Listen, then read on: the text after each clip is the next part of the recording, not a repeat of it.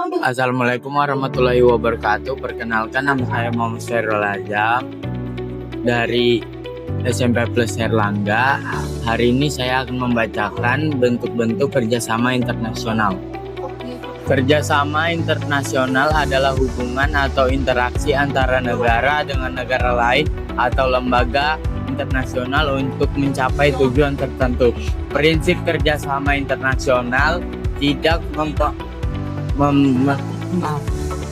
tujuan kerjasama internasional mempererat hubungan persahabatan antar negara, menghindari permusuhan, dan memperciptakan hubungan yang harmonis antar negara.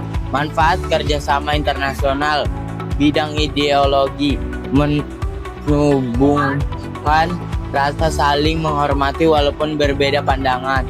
Bidang politik, membantu negara bekerja sama demi kepentingan nasional masing-masing. Bidang ekonomi, meningkatkan kesejahteraan melalui ekspor dan impor. Bidang sosial budaya, negara saling melengkapi dalam budaya dan sosial tanpa kehilangan kepribadian bangsa. Bidang pertahanan dan keancaman, meningkatkan keamanan melalui latihan militer bersama. Bentuk-bentuk kerjasama internasional. Kerjasama internasional memiliki beberapa bentuk, seperti bilateral, multilateral, regional. Menciptakan perdamaian dunia. Kerjasama internasional membantu mengurangi perselisihan antar negara sehingga tercipta perdamaian dunia. Meningkatkan pertumbuhan ekonomi. Kerjasama antar negara dapat memajukan ekonomi melalui perdagangan, pendidikan, dan bidang lainnya. Melengkapi kebutuhan negara lain. Setiap negara memiliki sumber daya dan kondisi geografis berbeda, sehingga kerjasama dilakukan untuk saling memenuhi kebutuhan. Kerjasama bilateral. Kerjasama bilateral adalah kerjasama antara dua negara yang saling menguntungkan. Contoh, kerjasama Indonesia dengan Malaysia atau negara Asia Tenggara lainnya. 1. Kerjasama Indonesia dengan negara ASEAN. Indonesia atau Vietnam bekerja sama di bidang kesehatan, pencegahan penyakit, dan literasi digital untuk meningkatkan kualitas kesehatan dan pemanfaatan teknologi digital. Indonesia Laos kerjasama di dalam bidang kesehatan, masyarakat, pelayanan kesehatan, penelitian, dan pengembangan kesehatan. Indonesia Singapura bidang sosial, pemberdayaan perempuan, perlindungan anak, dan pembangunan keluarga. Bidang ekonomi membahas pemilihan ekonomi dan pengembangan kawasan Batam, Bintan, Karimun. 2. Indonesia dengan negara di benua Asia. Indonesia Arab Saudi kerjasama dalam bidang ibadah haji dan umrah, pendidikan, serta pemberantasan radikalisme. Indonesia Jepang kerjasama ekonomi, investasi, UMKM, dan pendidikan sejak adanya perjanjian damai tahun 1958. 3. Indonesia dengan negara di benua Eropa. Indonesia Inggris kerjasama di bidang politik dan keamanan siber melalui dialog dan perjanjian kerjasama internasional. 1. Kerjasama bilateral. Indonesia dan Jerman kerjasama di bidang ekonomi merupakan prioritas utama yang bersifat multimedis, mencakup perdagangan, investasi, kesehatan, lingkungan hidup, energi, hingga transportasi. Ekspor utama Indonesia ke Jerman: minyak kelapa sawit, alas kaki, peralatan elektronik, pakaian, karet, kopi, teh, rempah-rempah, dan furnitur. Ekspor utama Jerman ke Indonesia: barang manufaktur seperti kendaraan bermotor, mesin industri, alat laboratorium, serta produk kimia dan plastik. Investasi Jerman. 1. Kerjasama bilateral Indonesia dan Inggris, pembangunan rendah karbo.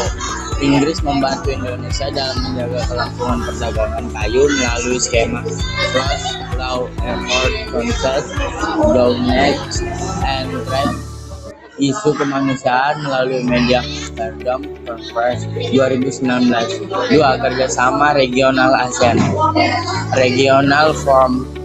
Kerjasama regional adalah antar negara di kawasan yang sama untuk menjaga kepentingan kebersamaan ASEAN Regional Forum atau disingkat ARF, dibentuk oleh ASEAN pada tahun 1994.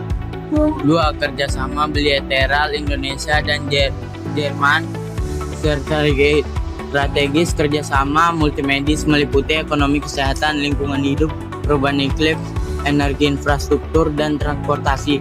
3. Kerjasama regional ASEAN Regional Forum atau yang bisa disingkat ARF. Definisi kerjasama antar negara dalam satu kawasan atau daerah tertentu. Tujuan ARF dibentuk oleh ASEAN pada tahun 1990. 1. Kerjasama regional. Kerjasama yang dilakukan oleh negara-negara di kawasan tertentu untuk kepentingan bersama.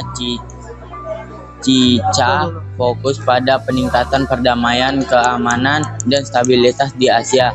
CTI atau CFF, inisiatif di developeri Indonesia untuk menjaga kelestarian terumbu karang dan ketahanan pangan di kawasan segitiga terumbu karang SWPD. 2. Kerjasama multilateral. Kerjasama yang melibatkan banyak negara di dunia tanpa batas wilayah tertentu. G15. Wadah kerjasama ekonomi dan pembangunan bagi negara-negara perkembangan PBB, Persatuan Bangsa-Bangsa, organisasi global yang menjaga perdamaian dunia sejak 24 Oktober 1945. 1. Organisasi internasional di bawah PBB. WHO, World Health Organization, organisasi kesehatan dunia yang merupakan bagian dari PBB. 2. Bentuk kerjasama antar regional. Kerjasama antar dua kawasan yang berbeda. Contoh ASEAN dengan MEE atau Uni Eropa. 3. Profil ASEAN. Didirikan pada 8 Agustus 1967 untuk menjaga kestabilan politik, ekonomi, dan sosial budaya di Asia Tenggara. Hasil kerjasama ASEAN: infrastruktur industri pabrik bersama, pabrik Papua Urea. 1. Kerjasama ASEAN, proyek industri. Terdapat 5 proyek utama, yaitu ASEAN Chess Project Singapura, ASEAN Urea Project Malaysia, ASEAN Aceh Fairtales Project Indonesia, ASEAN Copper Fabrication Project Philippines, Rock Salt South East Project Thailand. Cadangan pangan. Vietnam dan Thailand merupakan lambung padi utama ASEAN. Anggota lainnya berkomitmen menyediakan cadangan pangan dalam kondisi darurat. 2. G20 Group of Way udara berawal dari G7, Prancis, Jerman, Inggris, Italia, Jepang, dan Kanada pada tahun 1970-an. Pembentukan G20 dibentuk pada tahun 1999 sebagai respon terhadap krisis ekonomi global. Tujuan menjadi wadah bagi negara dengan pengaruh ekonomi besar termasuk Indonesia untuk mencari solusi atas kondisi ekonomi global. 1. Tujuan peran G20. G20 memiliki peran strategis dalam stabilitas ekonomi global melalui beberapa fokus utama: penanganan krisis keuangan global, mengkoordinasikan respon global seperti paket stimulasi fiskal dan moneter, serta meningkatkan kapasitas pinjam IMF, kebijakan pajak, mendorong transparansi pajak melalui pertukaran informasi dan inisiatif Best Erosion and Profit Shifting atau disingkat BEPS untuk mengakhiri penghindaran pajak. 2. Keanggotaan G20 karakteristik terdiri dari negara-negara maju dan berkembang dengan tingkat pendapat menengah hingga tinggi. Struktur kepemimpinan G20 tidak memiliki pemimpin atau ketua tetap Fungsi kepemimpinan dijalankan melalui presidensi yang dipegang oleh salah satu negara anggota selama satu manfaat G20 bagi Indonesia memegang presiden G20 pada tahun 2022 dengan tema Recover Together, Recover Stronger. Beberapa manfaat utamanya bagi Indonesia adalah ketahanan ekonomi, menunjukkan resiliensi ekonomi Indonesia di tengah pandemi. Pengakuan internasional, pengakuan atas status Indonesia sebagai salah satu ekonomi terbesar di dunia, dan repetensi negara Dua, persingkatan bangsa-bangsa PBB. Latar belakang PBB lahir dari kegagalan Liga Bangsa-Bangsa dalam mencegah Perang Dunia Kedua. Sejarah pembentukan istilah United Nations pertama kali digunakan pada 1 Juni 19. Keanggotaan PBB. Jumlah anggota PBB memiliki 193 negara anggota. Syarat menjadi anggota negara merdeka: cinta damai, sanggup mematuhi piagam PBB, diusulkan oleh Dewan Keamanan dan disahkan oleh Majelis Umum. Anggota tetap Dewan Keamanan: Prancis, Republik Tiongkok, Uni Soviet, Rusia, Britania Raya, dan Amerika Serikat. Indonesia gabung menjadi anggota ke-60 pada tanggal 28 September 1950. Organ utama PPBTX tersebut menjelaskan 6 lembaga utama dan struktur organisasi PBB. Majelis Umum General Assembly, wadah debat utama bagi seluruh negara anggota untuk membahas berbagai isu internasional dan melakukan pemilihan anggota dewan lain. Sejarah singkat: Uni Eropa awalnya berfokus pada bidang perdagangan, namun berkembang ke bidang perpajakan, industri, hingga politik. Upaya integrasi dimulai pasca Perang Dunia Kedua untuk mencegah konflik, terutama antara Prancis dan Jerman, melalui penyatuan produksi baja dan batubara.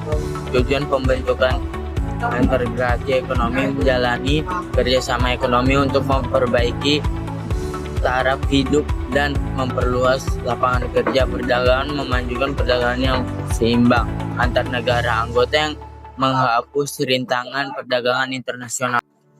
Struktur organisasi Parlemen Eropa. Majelis Umum berperan memberikan nasihat, mengajukan usul kebijakan, dan mengawasi badan pengurus harian.